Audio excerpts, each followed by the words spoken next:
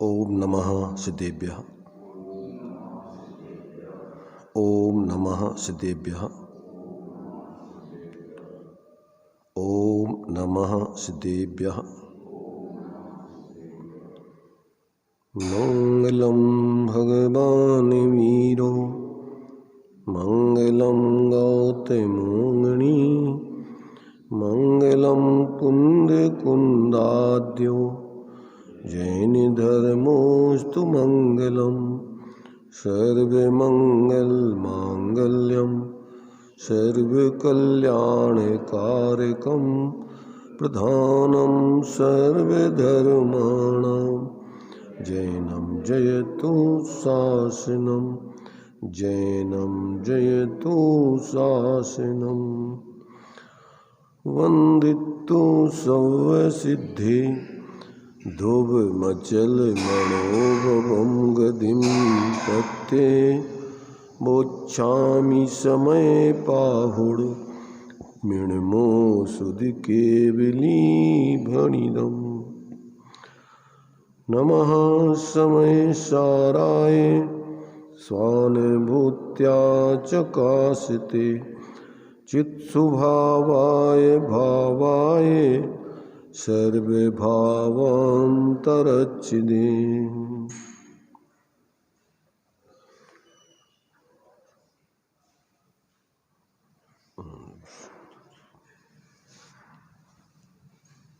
चर्चा अपनी समय सार जी सर्वसिद्ध ज्ञान अधिकार के माध्यम से चल रही है। यहाँ पर निश्चय व्यवहार से वस्तु के स्वरूप को स्पष्ट किया जा रहा है। निश्चय व्यवहार में भी असद्भुत व्यवहार, सद्भुत व्यवहार, और निश्चय में तो चूँकि यहाँ पर एक वस्तु को उसके गुण पर्यायों से अभेद करके ही बताया जा रहा है। वैसे उस निश्चय को अपन जब पर्यार्थिक नय वाले निश्चय के माध्यम से विचार करते हैं तो अशुद्ध निश्चय नय, एक देश शुद्ध निश्चय नय, शुद्ध निश्चय नय, ये तीन निश्चय नय बनते हैं पर्यार्थिक नय वाले, और एक निश्चय नय बनता है द्रव्यार्थिक नय वाला।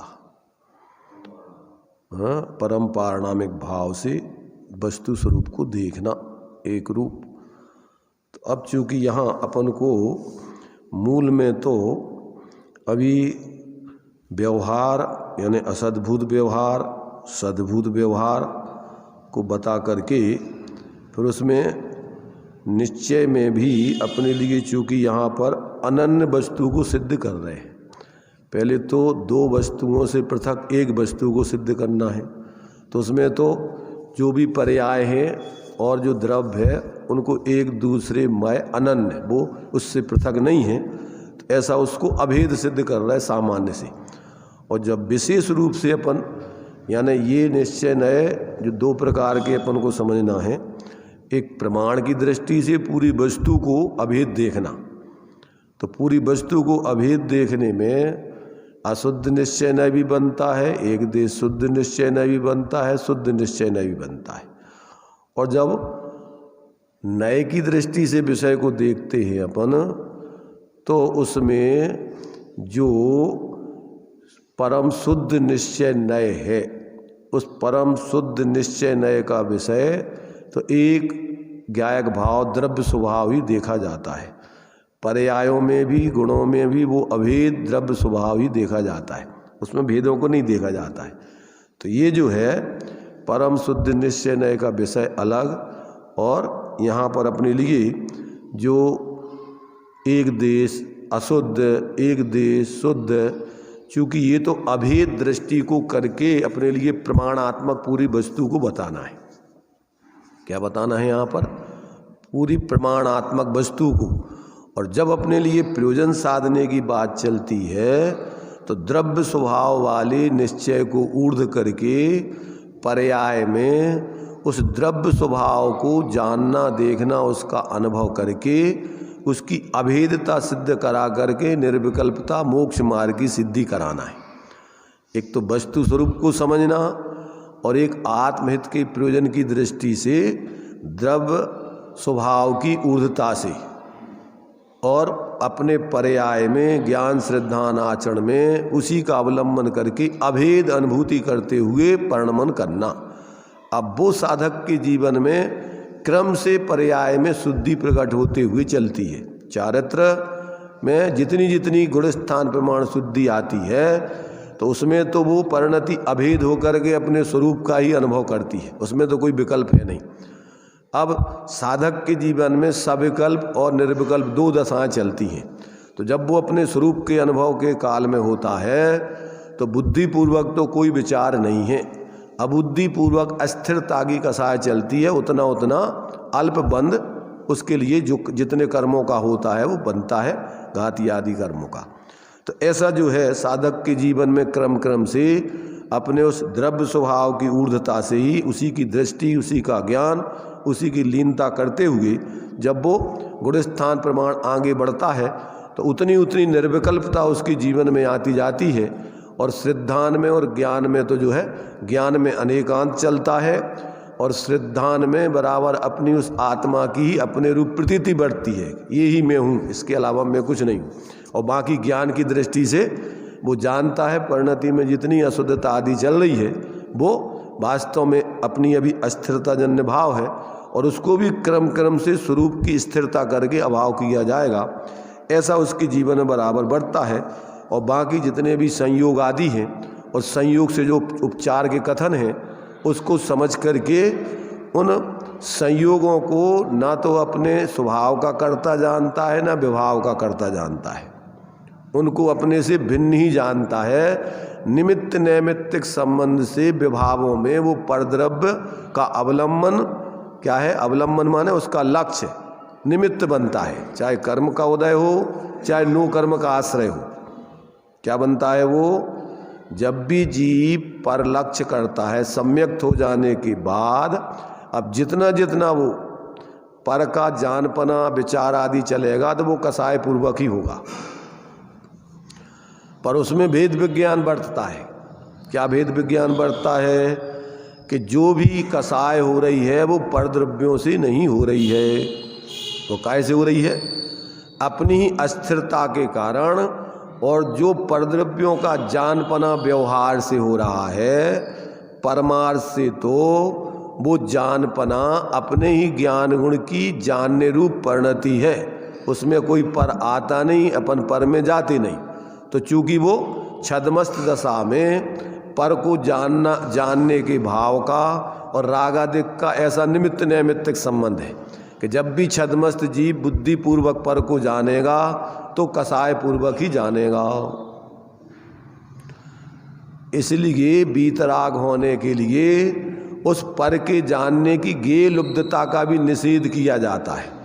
अगर जिस व्यक्ति को आत्मज्ञान हो गया तो अब उसको पर जानने की ज़्यादा अटक नहीं होती, ज़्यादा जिज्ञासा नहीं होती, क्योंकि उसने संक्षेप में जान लिया कि मैं हूँ, पर है और पर से मेरा परमार्थ से कोई संबंध नहीं है, लेना देना। इसलिए उसको पर के जानने की ज़्यादा आकुलता नहीं होती, इच्छा नहीं होती। सहज रूप से जब सविकल्प दशा में रहता है तो जो जैसा है वैसा जानते हुए उसमें मध्यस्थ रहता है, राग द्वेष नहीं करता, मोह तो करता ही नहीं है। उनमें एकत्व कर्तृत्व स्वामित्व की बुद्धि तो है ही नहीं। उसमें क्या चलता है, उसके मात्र पर को पर जान करके भूमि का अनुसार उतना रागादिक तो हो रहा है। उसकी गुणस्थान प्रमाण अभी उसके रागादिक तो चलेंगे, परंतु रागादिक को भी वो भेद विज्ञान पूर्वक आश्रय जानेगा।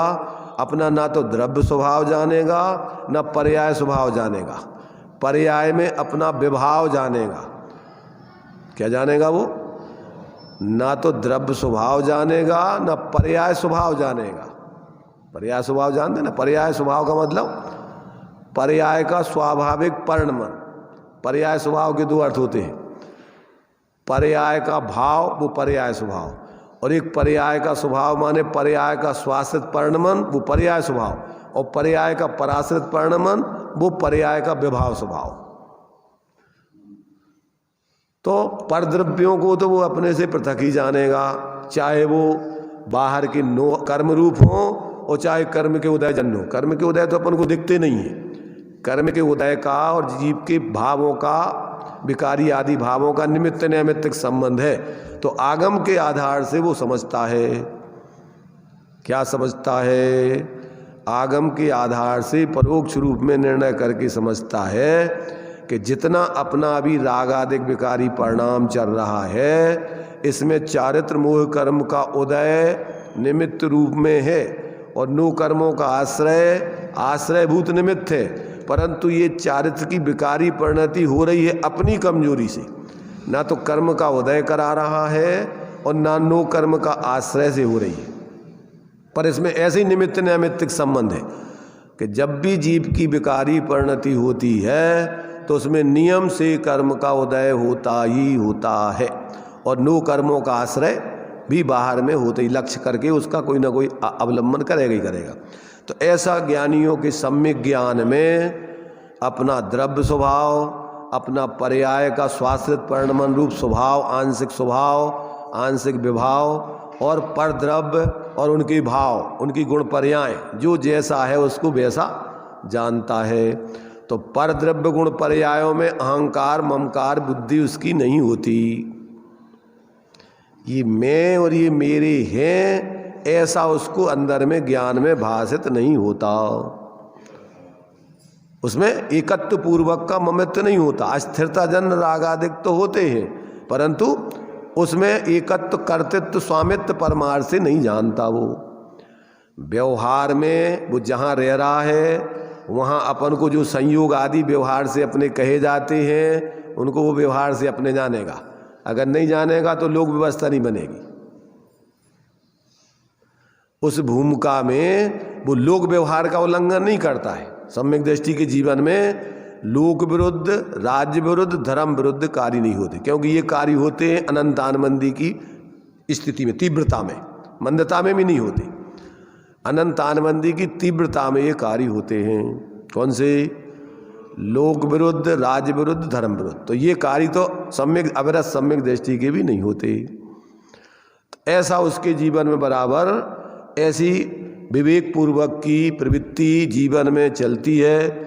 जितना जितना उसकी परिणति में स्वाश्रय बरत रहा है उतना उतना धर्म है, शांति है, निराकुलता है।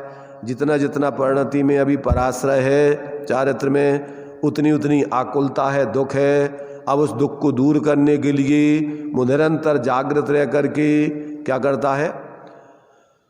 आश्रव दुखकार घनेरे बुद्धिबंत तिने निर्वेरे। बुद्धि पूर्वक वो क्या है? अपने स्वाश्रय को बढ़ाता हुआ और उस विभाव भाव का अभाव करके आगे क्रम क्रम से गुणस्थान प्रमाण क्रम से बढ़ता जाता है। तो ऐसा साधक के जीवन में पूरा जो सुमेल चलता है, उस सुमेल की चर्चा अपन को यहाँ बताई जा रही है।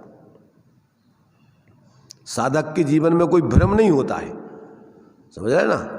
उसके बारे में 7 तत्वों के बारे में कोई भ्रम नहीं होता है। 7 तत्वों में अजीब को अजीब, अजीब माने 5 प्रकार के अजीब तो अपने से भिन्न नहीं है, और जो अपने से भिन्न जीव हैं वे भी अपने लिए तो अजीब जैसे ही हैं। काय की दृष्टि से, कछु लेने देने की दृष्टि से तो वे अपन को कुछ नहीं देते लेते, इसलिए उनको भी अपने से सर्वथा भिन्न जानता है। यहाँ तक कि भगवान को भी वो ये जानता है कि भगवान भी अलग स्वतंत्र जीव हैं और उनका परिणमन अपने में चल रहा है और वे हमें कुछ नहीं दे सकते, हम उनसे उनमें से कुछ नहीं ले सकते। हाँ, तात्विक दृष्टि है ये। परंतु व्यवहार में वो भगवान जिनेंद्र ने जो उपदेश दिया है, वो भगवान जिनेंद्र का उपदेश अपने लिए कल्याणकारी है। ये समय सार अशरीरी होने का शास्त्र है। कैसे? व्यवहार से, परमार्थ से। अशरीरी तुम्हारा स्वभाव है, उस अशरीरी स्वभाव के आश्रय से ही परिणति में अशरीरी दशा प्रकट होती है। ऐसा ज्ञानी जानता है, मानता है और परिणमन करता है। क्या कहा? समझ में आ रहा? समझे बिना पार नहीं पड़ेगा, समझाने से समझ में नहीं आता है। और बिना समझाए भी समझ में नहीं आता है। क्या कहा? व्यवहार से समझाने पर समझ में आता है, परमार्थ से समझने से समझ में आता है। क्या? स्कूलों में बच्चों को पढ़ने के लिए भेजा जाता है तो मास्टर के समझाने से समझ में आता है कि उनके समझने से समझ में आता है?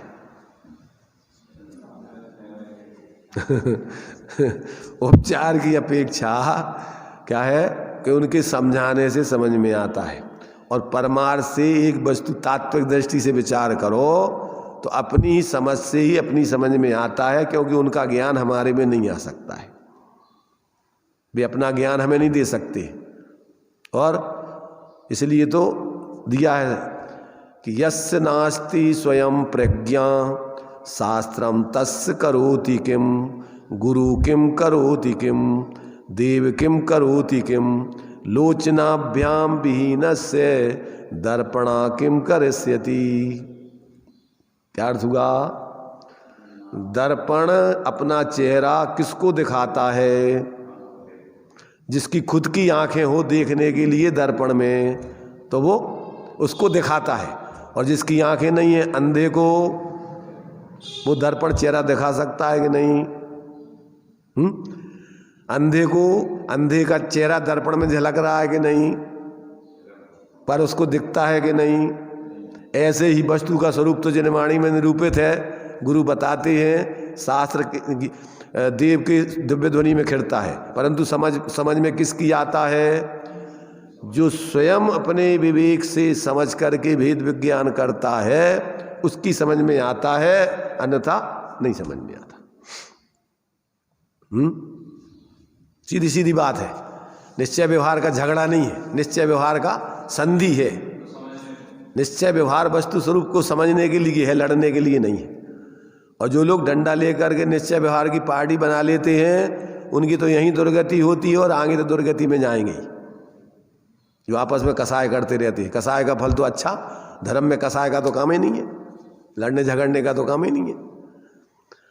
इसलिए जो लोग भगवान जिनेंद्र के द्वारा निश्चय व्यवहार से वस्तु स्वरूप को समझ करके मध्यस्थ होकर के अपने स्वरूप आराधना करते हैं, वो जिनेंद्र भगवान के संपूर्ण देशना का फल प्राप्त करके सुखी होते हैं। और जो निश्चय व्यवहार से वस्तु स्वरूप तो नहीं समझते, अपनी कसाय का पोषण करने के लिए पार्टी बनाकर आपस में लड़ते झगड़ते, एक दूसरे के प्रति दुर्भाव करते, वे यहीं दुर्गति के दुखी रहते और आगे दुर्गति के पात्र होते। होंगे कि नहीं होंगे? ये वस्तु व्यवस्था है, किसी का शराब नहीं है ये, समझ रहे ना। जो लोग इस व्यवस्था को नहीं समझते, आचार्य कहते भ्रमित रहते, वो अपनी गलती है ये। इसलिए जिनवाणी की गलती नहीं है, गुरुओं की गलती नहीं है, भगवान की गलती नहीं है, गलती अपनी खुद की मूढ़ता की है, अपनी अविवेक की है, अपनी कसायों की है। तो अब देखो यहाँ पर अपन को निश्चय संबंधी प्रकरण तो अपना चल गया यहाँ तक। अब व्यवहार का भी खुलासा करते हैं, 636 पेज। इस प्रकार यहाँ यह बताया है कि आत्मा परद्रव्य को त्यागता है, यह व्यवहार कथन है। आत्मा ज्ञान दर्शनमय ऐसा निज को ग्रहण करता है, ऐसा कहने में भी स्वास्वामी अंशरूप व्यवहार है। अपोहक अपोहक ही है, यह निश्चय जानना चाहिए। क्या है? त्याग करने वाला वो स्वयं ही है, वो और कुछ नहीं है। न वो किसी को त्यागता है न किसी को ग्रहण करता है। परमार्थ से द्रव्यपने से देखा जाए तो वस्तु ज्यों की त्यों रहती है, उसमें ग्रहण त्याग के विकल्प भी नहीं है। अब यहाँ पर देखो यहाँ पर ग्रहण त्याग के विकल्प दो तरीके से समझना। एक तो द्रव्य स्वभाव में ग्रहण त्याग के विकल्प होते नहीं है, उसमें तो ग्रहण त्याग ना तो माने संसार मोक्ष होता है ना संसार मोक्ष का ग्रहण त्याग करता है। अब पर्याय स्वभाव में भी जो जीव ऐसे अपने वस्तु स्वरूप को अंदर में देखकर जानकर उसमें स्थिर हो जाता है, तो उसकी परिणति में भी ग्रहण त्याग के विकल्प खत्म हो जाते। पक्षातिक्रांत होके निर्विकल्प होके वो आत्मा की अनुभूति करके अतीन्द्रिय आनंद भोगता है। उसको भी विकल्प, ग्रहण त्याग के विकल्प नहीं है।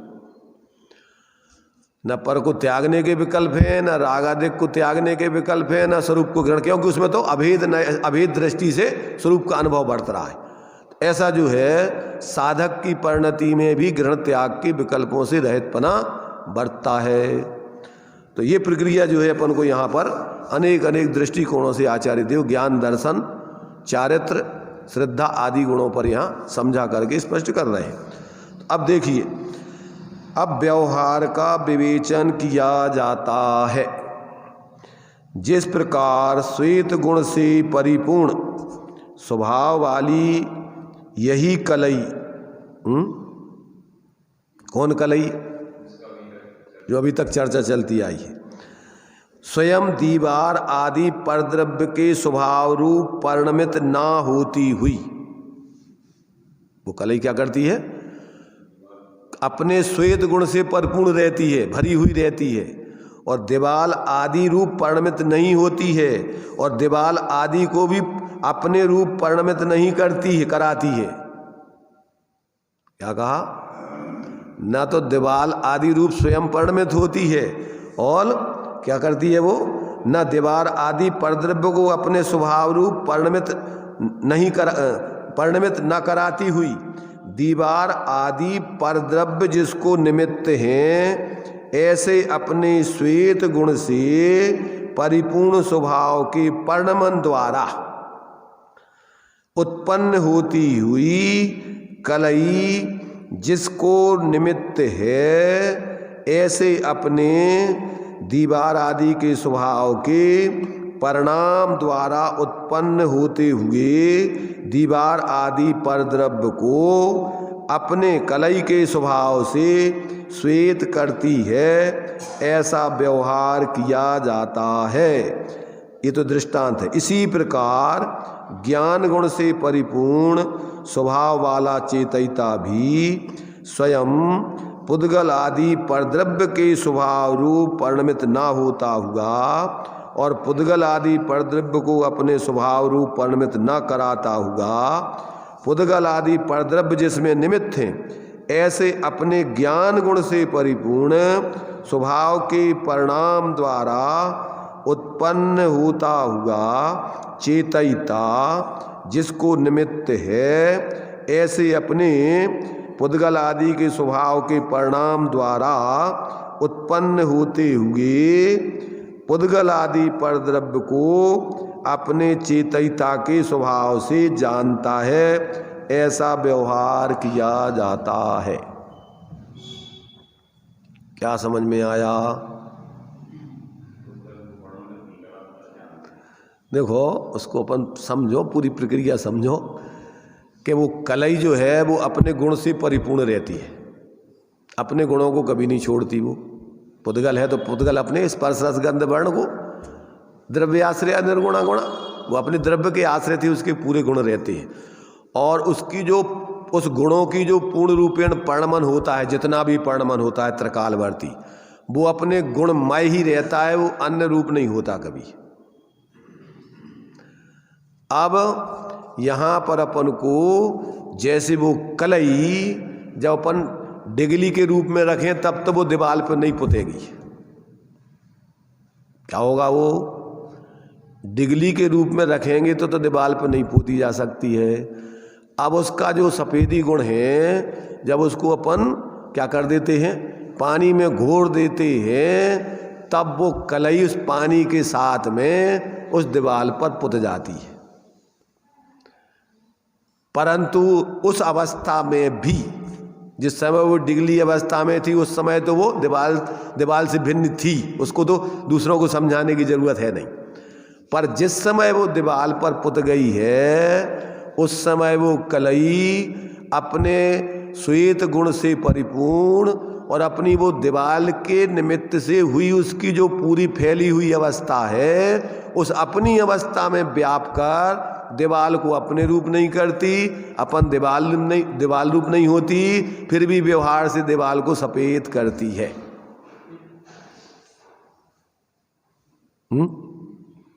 ऐसी अब ज्ञान गुण पे लगाना है कि ज्ञायक आत्मा अपने गुणों से परिपूर्ण लबालब भरा रहता है, और जब वो उसकी पर्याएं अपने गुणों की क्या होती हैं, स्वभाव विभाव आदि रूप जैसे भी परिणमन करती हैं, तो वे अपने गुणों से ही तन्मय रहती हैं। समझ रहे ना, वे अपने गुणों से ही तन्मय रहती हैं, परंतु परद्रव्य जिसमें निमित्त है, ऐसे ज्ञेय आदि को अपने उस ज्ञान गुण से अपने रूप रह करके जानती हुई पर को प्रकाशित करती हैं। अरे परिणत नहीं कराती और परिणत नहीं होती, वे अपने में ही रह करके, ऐसा उनका स्वभाव है।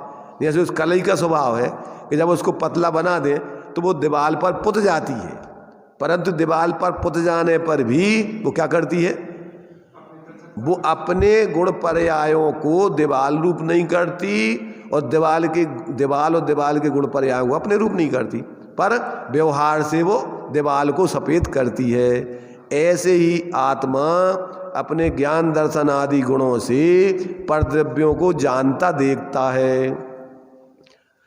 किस रूप में? अपने ही गुण रूप रहते हुए, अपने ही द्रव्य रूप रहते हुए वो व्यवहार से परद्रव्यों को जानता देखता है। तो परद्रव्यों को जानते देखते समय कोई अशुद्धता वो ज्ञान में नहीं हो गई, दर्शन में नहीं हो गई, ध्यान रखना। अज्ञानी जीवों को क्या होता है, ज्ञेयाकार ब्रह्ममल माने, नाशकरण को उद्यम ठाने, और वस्तु स्वरूप मिटे तब क्यों ही, और मूरख खेद करे तब यूं ही। कोई ऐसा जानता है कि परद्रव्यों के जानने से हमें अशुद्धता हो जाती है, परद्रव्यों को जानने से हमें राग द्वेष भाव होते हैं, आकुलता पैदा होती है, इसलिए हमें परद्रव्यों को नहीं जानना। परद्रव्यों को जानने से आकुलता नहीं होती, परद्रव्यों को जानने से मोह नहीं होता है। तुम्हारा तो जो है भ्रम है ये, और परद्रव्य तुम्हारे में आते नहीं हैं, तुम परद्रव्य में जाते नहीं हो, तुम तो व्यर्थ में ही ऊपर ऊपर उनको लक्ष्य करके कल्पनाएं करते हो। जैसे वो दर्पण में चिड़िया अपने आकार को देखकर, व्यवहार से अपने आकार को देखकर, परमार्थ से वो दर्पण का ही चिड़िया के रूप में आकार है, उसमें भ्रम पैदा करके ऐसा मानती है कि जैसे ये दूसरी चिड़िया बैठी हो और इसको अपन भगाओ, इसको हटाओ यहाँ से, और उसमें चोंचे मार, जितनी जितनी वो प्रतिक्रिया करती है वो सामने वाली चिड़िया भी उतनी प्रतिक्रिया करती है। कौन कर रही प्रतिक्रिया? दूसरी चिड़िया। किसी की प्रतिबिंब, इसको भ्रम है सिर्फ। ऐसी अपनी कल्पनाओं में मोह राग द्वेष, अपन अपने ही ज्ञान के ज्ञेयाकारों में उलझ करके मोह राग द्वेष कर रहे कि कोई पर करा रहा तुम्हें। ये भ्रम है जीव को। जब इसको ऐसा ज्ञान हो जाता है तो क्या करता है, माँ मुज्जय माँ रज्जय माँ दुस्सय ठनिठ अत्थेसु थिर मिच्छय जय चित्तम विचित्र झाणप्य सिद्धिये। फिर ये किसी में ना मोह करता है, ना राग करता है, ना द्वेष करता है, अपने में ही स्थिर होकर के और अपना अतीन्द्रिय आनंद भोगता है। किम बीजेण हो थरो अपापमी, अपने में रहकर और अपना सहज आनंद भोगता है। ना बाह्य चेष्टा करता है, ना किसी में राग, ना किसी में नहीं होते राग द्वेष मोह। किस में होते? अपने ही में होते वो राग द्वेष मोह। किस में होते? राग द्वेष मोह किस में होते? आत्मा ही में। कौन कराता? आत्मा ही करता। काय से? भ्रम से। कौन सा रोग है? भ्रम रोग हर। या बुद्ध सेती निज न जानियो भ्रम गढ़ो। आत्मा है तो ज्ञान स्वरूप, था तो ज्ञान स्वरूप, रहता तो है ज्ञान, रहेगा तो ज्ञान स्वरूप ही, और मानता है अपने को पर रूप, राग द्वेष मोह आदि सुख दुखी आदि रूप। यही भ्रम है उसका। आत्मा ज्ञानम स्वयं ज्ञानम ज्ञानात अन्यत करोति किम पर भावस्य कर्ता आत्मा मोहो अयम व्यवहारिणाम। आत्मा का स्वभाव पर रूप होने का है ही नहीं, पर को ग्रहण करने का है ही नहीं। इस प्रकार तो पर को पर रूप जो है, इस प्रकार का जो भ्रम होता है वो तुम्हारा मोह भाव है। तुम जो मानते हो ना कि मैं मैं मनुष्य बन गया हूँ, मैं स्त्री बन गया हूँ, मैं पुरुष बन गया हूँ, मैं अमीर बन गया हूँ, मैं गरीब बन गया हूँ, तो मूढ़ बन गए हो और कुछ नहीं बन गए। काय का भोग कर रहा है वो? अमीर गरीब का नहीं, मिथ्यात्व का भोग कर रहा है, अज्ञान का भोग कर रहा है। भाई बे धन संपत्ति रुपया शरीर आदि तो तुम्हारे में घुस ही नहीं सकते ना, तुम अमूर्तिक हो, वो सब मूर्तिक पदार्थ है। ये तो भ्रम से ऐसा मानता है कि इनसे हम कछु बड़े हो गए, छोटे हो गए। जानना तुम्हारा स्वभाव है, भगवान के ज्ञान में भी सब आ रहे, परंतु वे क्या हो रहे? वे ज्ञान शरीर ही अपने को अनुभव कर रहे, और सकल गे ज्ञायक तदपि निजानंद रसलीन। काय का आनंद भोग रहे? अपने निज आत्मा का इंद्रिय अनंत आनंद भोग रहे। सोजनेन्द्र जयवंत नित हरिरज रहस विहीन, जय बीतराग विज्ञान पूर जय हरन सूर। मोहित मेरे को हरने के लिए कैसे सूरज के समान है।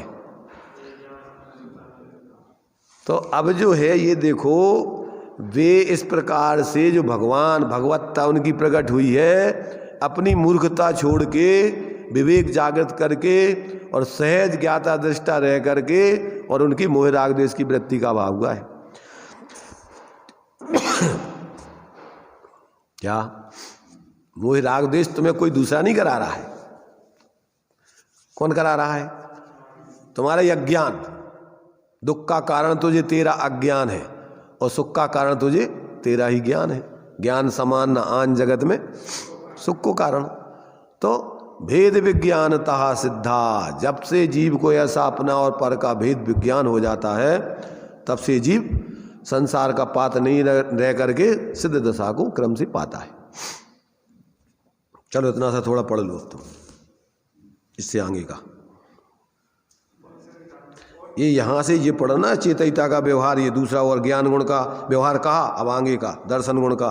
इसी प्रकार दर्शन गुण का व्यवहार कहा जाता है। जिस प्रकार श्वेत गुण से परिपूर्ण स्वभाव वाली दही कले स्वयं दीवार आदि परद्रव्य के स्वभाव परिणमित न होती हुई, दीवार आदि परद्रव्यों को अपने स्वभाव रूप परिणमित न कराती हुई, दीवार आदि परद्रव्य जिसको निमित्त है, ऐसे अपने श्वेत गुण से परिपूर्ण स्वभाव के परिणाम द्वारा उत्पन्न होती हुई कलई जिसको निमित्त है, ऐसे अपने दीवार आदि स्वभाव के परिणाम द्वारा उत्पन्न होने वाले दीवार आदि परद्रव्यों को अपने कलई स्वभाव से श्वेत करती है, ऐसा व्यवहार किया जाता है। इसी प्रकार दर्शन गुण से परिपूर्ण स्वभाव वाला चेतयिता भी स्वयं पुद्गलादि परद्रव्य के स्वभाव रूप परिणत न होता हुआ, और पुद्गलादि परद्रव्यों को अपने स्वभाव रूप परिणत न कराता हुआ,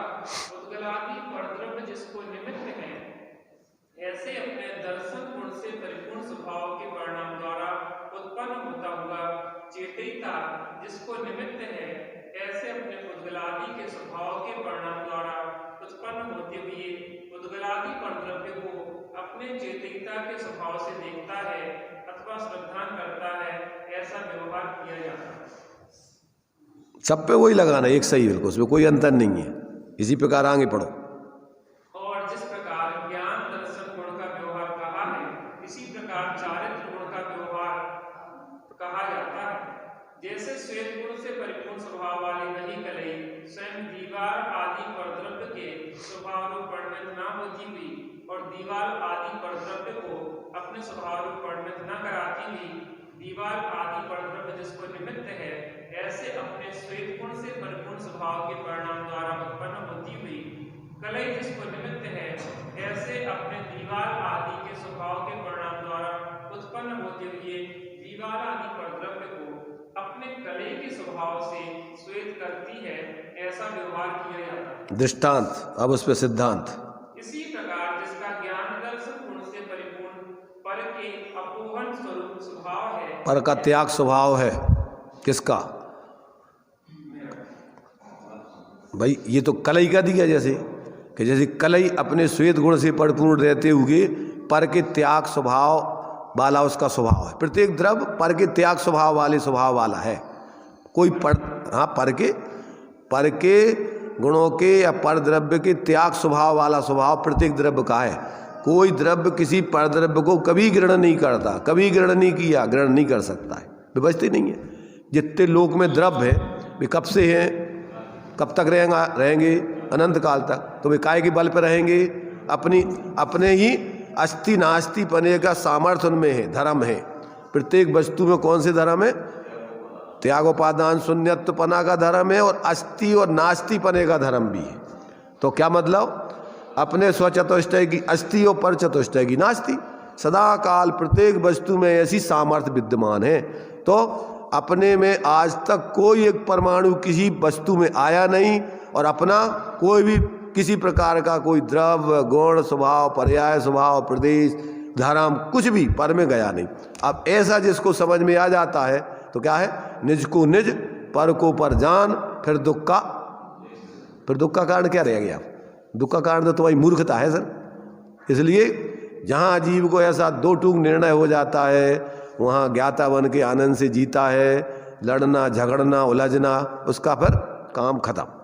लड़ना झगड़ना मूर्खों का काम है और जानना देखना आनंद भोगना ये ज्ञानियों का काम है। तो इस प्रकार से ज्ञानी किसी प्रकार के प्रपंचों में नहीं उलझते। ऐसा वस्तु का स्वरूप स्वतंत्रता को समझकर अपनी आनंद से स्वतंत्रता का आनंद भोगते हैं। इसी प्रकार जिसका ज्ञान दर्शन गुण से परिपूर्ण पर के अपोहन स्वरूप स्वभाव है, ऐसा चेतनता भी स्वयं पुद्गलादि परद्रव्य के स्वभाव रूप परिणत नहीं होता हुआ और पुद्गलादि परद्रव्य को अपने स्वभाव रूप परिणत न कराता हुआ, पुद्गलादि परद्रव्य जिसको निमित्त है, ऐसे अपने ज्ञान दर्शन गुण से परिपूर्ण पर अपोहन स्वरूप पर अपोहनात्मक पर के त्याग स्वरूप स्वभाव के परिणाम द्वारा उत्पन्न होता हुआ चेतनता जिसको निमित्त है, ऐसे अपने पुद्गलादि के स्वभाव के परिणाम द्वारा उत्पन्न होते हुए पुद्गलादि परद्रव्य को अपने चेतनता के स्वभाव से अपोहता है अर्थात त्याग करता है। इस प्रकार व्यवहार किया जाता है। इस प्रकार यह आत्मा के ज्ञान दर्शन चारित्र पर्याय का निश्चय व्यवहार प्रकार है। इसी प्रकार अन्य समस्त पर्यायों का भी निश्चय व्यवहार प्रकार समझना चाहिए। इतने से कह रहे पूरे विश्व की व्यवस्था समझ लेना आप। जो हमने तुम्हारे लिए 2-3 ये दृष्टांत घटित करके दे दिए, अब यही पूरी प्रक्रिया पूरे विश्व पर लागू होती है। तो पूरे विश्व की व्यवस्था इसी रूप समझ लेना। समझदारों को इशारा काफ़ी है और मूर्खों के लिए कितना भी समझाया जाए उसको समझाया नहीं जा सकता है। तो आचार्य कितना समझाया? भगवान सर्वज्ञ जो जानते हैं उसके अनंतों भाग उनकी दिव्य ध्वनि में नहीं आता और जितना दिव्य ध्वनि में आता है उसका गणधर झेल नहीं पाते और जितना गणधर झेलते हैं वो लिख नहीं पाते और जितना लिखा हुआ है उतना लोग पढ़ नहीं पाते समझ नहीं पाते। पर प्रयोजन भूत अपन को जितना है वैसे इतना ही सबका सार है कि तू अलग है और सब अलग है। एक तरफ तेरा, एक तरफ राम और एक तरफ पूरा 6 द्रव्यों का गांव। ऐसा जिसकी समझ में आ जाता है वो व्यर्थ के किसी प्रकार के झगड़ों में, व्यर्थ के विकल्पों में, व्यर्थ के राग देश में वो पड़ता नहीं है, मध्यस्थ रह के अपनी आत्मा आराधना करता है। पात्र जीव होते हैं तो परस्पर में एक दूसरे से कोई चर्चा करते हैं, विषम बात किसी से नहीं करते। आचार्य कहते हैं जीव नाना कर्म नाना लब्धि नाना विद कही अतएव वर्जित बाध है निज पर समय के साथ ही। जीवों की क्या है? उदय अलग अलग होते हैं। जीव अलग अलग जीव है, उनके कर्मों के उदय अलग अलग हैं, क्षयोपशम अलग है, कसाएँ अलग हैं। इसलिए किसी भी, चाहे अपने मत वाले हों चाहे अन्य मत वाले हों, किसी से विसंवाद नहीं करना चाहिए। विसंवाद करने से संसार बढ़ता है। तो देखो यहाँ निश्चय व्यवहार से वस्तु स्वरूप समझना है। ये निश्चय व्यवहार झगड़े के लिए नहीं है। अनादिकालीन झगड़ा तुम्हारा अज्ञान का झगड़ा, मिथ्यात्व का झगड़ा दूर करने के लिए है ही। और जब जीव इस प्रकार से वस्तु स्वरूप समझ लेता है तो उसके जीवन में फिर किसी प्रकार का कोई प्रपंच नहीं, अपनी सहज स्वरूप आश्रित आराधना करते हुए जीते हुए पूर्ण रूपेण अपनी आत्मा का हित साधता है। तो इस प्रकार से भावार्थ में देखिए थोड़ा सा विषय उनने सारांश रूप में दे दिया है। शुद्ध नय से आत्मा का एक चेतना मात्र स्वभाव है उसके परिणाम जानना, देखना, श्रद्धा करना, निवृत्त होना इत्यादि हैं, वहाँ निश्चय नए से विचार किया जाए तो आत्मा को परद्रव्य का गायक नहीं कहा जा सकता, दर्शक नहीं कहा जा सकता, श्रद्धान करने वाला नहीं कहा जा सकता और त्याग करने वाला भी नहीं कहा जा सकता। क्यों नहीं कहा जा सकता? क्योंकि परद्रव्य के और आत्मा के निश्चय से कोई भी संबंध नहीं है। जो ज्ञान, दर्शन, श्रद्धान, त्याग इत्यादि भाव हैं वे स्वयं ही हैं। भाव भावक का भेद कहना भी वह भी व्यवहार है। निश्चय से भाव और भाव करने वाले का भेद नहीं है। समझ लेना दृष्टिकोण, निश्चय से। अब व्यवहार नय के संबंध में, व्यवहार नय से आत्मा को परद्रव्य का ज्ञाता भी कहते हैं, दृष्टा भी कहते हैं, श्रद्धान करने वाला भी, त्याग करने वाला भी कहा जाता है। क्योंकि अब देखना यहाँ पर, क्योंकि परद्रव्य और आत्मा के निमित्त नैमित्तिक भाव है। क्या है?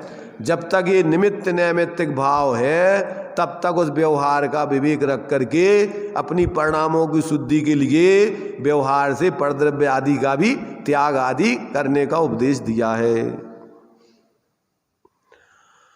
तो इस प्रकार से परद्रव्य को देखता है, परद्रव्य का श्रद्धान कर, माने ये क्या है, ज्ञान आदि भावों का परद्रव्य निमित्त होता है। इसलिए व्यवहारी जन कहते हैं कि आत्मा परद्रव्य को जानता है, परद्रव्य को देखता है, परद्रव्य का श्रद्धान करता है, परद्रव्य का त्याग करता है। इस प्रकार निश्चय व्यवहार को जानकर यथावत जैसा कहा है उसी प्रकार जानकर श्रद्धान करना और आचरण करना, इसी में तुम्हारा भला है। जहाँ जहाँ जे योग्य हों तहाँ समझबो ते और तहाँ तहाँ ते आचरे आत्मार्थी जन ए। इस एक वाक्य में सब कुछ उसमें गर्भित कर दिया। कहीं भी भ्रमित नहीं रहना, कहीं भी जबरदस्ती की खींचातानी नहीं करना। नियम सार में अभी पढ़ रहे थे तो उसमें 169 गाथा में दिया है कि सर्वज्ञ भगवान व्यवहार से आत्मा को नहीं जानते, ऐसा कोई कहे तो इसमें क्या दोष है? तो कहते इसमें कोई दोष नहीं है। जो अनेकांतात्मक वस्तु स्वरूप को समझता है कोई दोष नहीं। क्या? व्यवहार से आत्मा को नहीं जानता ऐसा कहा जाए तो क्या दोष है? कि कोई दोष नहीं। और निश्चय से सर्वज्ञ भगवान पर को नहीं जानते ऐसा कहा जाए तो क्या दोष है? कहते कोई दोष नहीं। अब उसमें ये समझ लो निश्चय व्यवहार का क्या अर्थ होता है। इसका अर्थ ये होता है कि परद्रव्यों को तन्मय होकर के नहीं जानते। अगर परद्रव्यों को तन्मय होकर जाने तो जैसे अपन अपने अंदर सुख दुख आदि को तन्मय होकर के भोगते हैं, ऐसे ही वो परद्रव्यों के सुख दुख आदि को भी भोगने लगेंगे। अगर तन्मय उस रूप होकर के, जैसे अज्ञानी जीव क्या है, तन्मय होकर के क्या करता है, परद्रव्य में माने इस प्रकार से दुख आदि रूप परिणमन, दुखी पर परिणमित होता है ना, राग द्वेष मोह आदि रूप, तो उससे दुखी होता है। समझ रहे ना? तो ऐसे अगर सर्वज्ञ भगवान दूसरों को तन्मय होकर जाने तो उनके सुख दुख आदि भी उनसे तन्मय हो जाएं और वे भी सुखी दुखी हो जाएं। तो वे क्या करते हैं? पृथक रह करके जानते हैं। निश्चय का मतलब स्वाश्रित निश्चय, पराश्रित व्यवहार, अभेद निश्चय, भेद व्यवहार। तो अभेद दृष्टि का कथन निश्चय कहलाता है, चाहे वो अशुद्ध निश्चय हो, चाहे शुद्ध निश्चय हो, चाहे परम शुद्ध निश्चय हो, चाहे एक देश शुद्ध निश्चय हो। ये काय का कथन है? अभेद, एक वस्तु के ही गुण पर्यायों को, द्रव्य गुण पर्यायों को उसी का कहना, ये निश्चय का कथन है। और अन्य को अन्य का कहना, ये व्यवहार का उपचार का कथन है। तो परद्रव्यों का जानपना ये पृथक रहकर होता है, अभेद होकर के जानना, तन्मय होके नहीं होता है। इसलिए सर्वज्ञ भगवान निश्चय से पर को नहीं जानते, समझ में आया? और व्यवहार से स्वा को नहीं जानते। व्यवहार से मतलब अपने को पृथक रह करके नहीं जानते। अपने को कैसे जानते हैं? तन्मय होके जानते हैं, और पर को पृथक रह के जानते हैं। इसलिए निश्चय व्यवहार से स्वपर प्रकाशक हैं, पर निश्चय से स्वप्रकाशक हैं और व्यवहार से पर प्रकाशक। इसलिए कहा जाए कि भगवान सर्वज्ञ व्यवहार से पर प्रकाशक हैं, तो वो कथन यथार्थ है, निश्चय से पर प्रकाशक नहीं है। आ गया समझ में?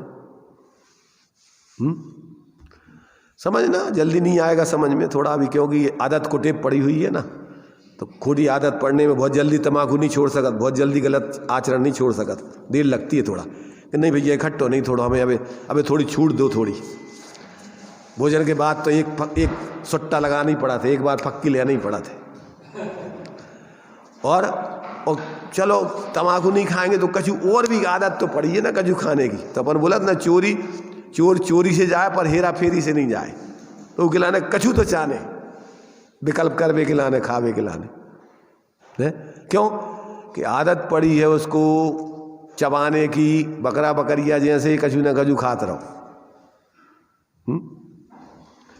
जबकि आत्मा वास्तव में तो खाते ही नहीं है, ये सारे के सारे शरीर को भोजन आदि दिया जाता है। ज्ञानी भी निचली भूमिका में शरीर को भोजन देते हैं, पर उनका लक्ष्य क्या रहता है? ले तड़प तप बढ़ावन हेतु नहीं तन पोसते। उसमें रस नहीं याद लेते, मजा आ गो। मजा तो मोह को है, कसायों का है, वस्तु में से नहीं आता मजा। मजा काय को है? मजा तो तुम्हारी कसाय को है। और वही वस्तु में जैसे मान लो तुम खा रहे अच्छी बढ़ के मजा आ रहा हो, और उसमें कंकड़ आके तुम्हारी जवान कट गई, तो अब वो मुँह में है रसगुल्ला, अब कितना मजा आ रहा हो तुम्हें? कितना मजा आ रहा हो प्रकाश चंद जी? है अब अगर मजा उसमें हतो तो मुंह में रसगुल्ला पड़ो ना, अब मजा आने चाहिए ना। अब कहाँ गाओ? अब अपन को तकलीफ हो रही, तो तकलीफ काय की है? ऊपर से लक्ष्य गाओ, राग गाओ, और अपन को तो अब द्वेष हो गाओ। काय से? जवान कटवे से। अब उस जवान के कटवे उससे अपन को द्वेष पैदा होगा, अगर इसके कारण से हमारी जवान और कट गई। तो ये पर वस्तु में से राग द्वेष यानी सुख दुख कुछ नहीं है, अपनी कल्पना मात्र है, भ्रम है। इसलिए जब तक जीव को भेद विज्ञान नहीं होता तब तक वो अपने अंदर में आत्मा का इंद्रिय आनंद तो भोगते ही नहीं, और बाहर में भी रात दिन तीव्र कसाय करके परेशान होता रहता है। पर में मूर्छित है तो पर इच्छानुसार चाहता है, मिल जाते हैं तो रौद्र ध्यान करता है हिंसानंदी, और नहीं मिलता है तो आर्द्र ध्यान करता है इष्ट वियोग संबंधी या अनिष्ट संयोग संबंधी या पीड़ा चिंतन संबंधी। ये सब अज्ञानी जीव के जीवन में निरंतर आत्मरोध ध्यान ही चलते हैं। उसके जीवन में स्वास्थ्य धर्म ध्यान और शुक्ल ध्यान पूर्वक आत्मा का आनंद नहीं आता। इसलिए अपन को यहाँ आचार्य देव निश्चय व्यवहार से वस्तु स्वरूप को सिद्ध करके और अपने उस आत्मा की अभेद अनुभूति पूर्वक मोक्ष मार्ग की सिद्धि कराने का आचार्यों का ये प्रयोजन था। इस प्रकार ये 10 गाथाओं की अपनी चर्चा हो गई। अब इसके ऊपर आचार्य अमृतचंद देव ने 2 कलश इन गाथाओं के ऊपर, 1 कलश आगे की गाथा से संबंधित, और आचार्य अभी जयसेन स्वामी की तात्पर्य वृत्ति टीका भी इसमें दी हुई है। वो और विशेष क्या कहेंगे बाद में अपन देखेंगे। चलिए अभी टाइम हो गया है।